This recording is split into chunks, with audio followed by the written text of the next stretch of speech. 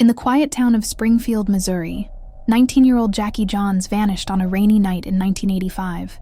She was last seen leaving the convenience store where she worked just before midnight. Her black Camaro was found the next morning, abandoned, doors unlocked, engine running. Her purse was still inside, but Jackie was gone. Locals feared the worst. She was beloved in the community, known for her kind heart and bright smile. A search party was quickly formed, scouring the woods and back roads. But what they discovered would haunt the town forever. 5 days later, Jackie's body was pulled from Lake Springfield. She had been brutally assaulted and murdered. The medical examiner noted injuries that pointed to a struggle: deep bruising, defensive wounds.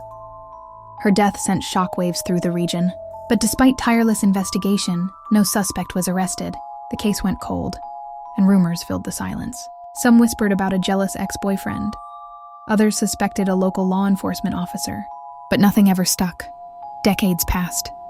Then, in 2007, a breakthrough. Cold case investigators re-examined Jackie's clothing, which had been stored in evidence.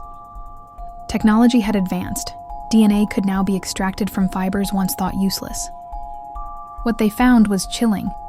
A match to Gerald Carnahan, a convicted felon with a history of assault.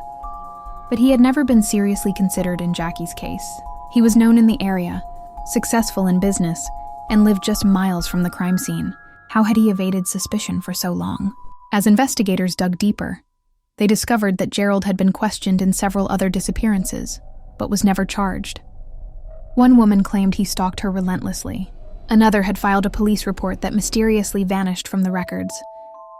But most shocking of all, Carnahan had attended Jackie's funeral. He stood with mourners, offering condolences to her grieving family, while knowing exactly what happened to her. At trial, the evidence was damning. The DNA was a match. His past behavior painted a portrait of a violent predator hiding behind a mask of respectability. In 2010, Gerald Carnahan was convicted of first-degree murder and sentenced to life in prison without parole.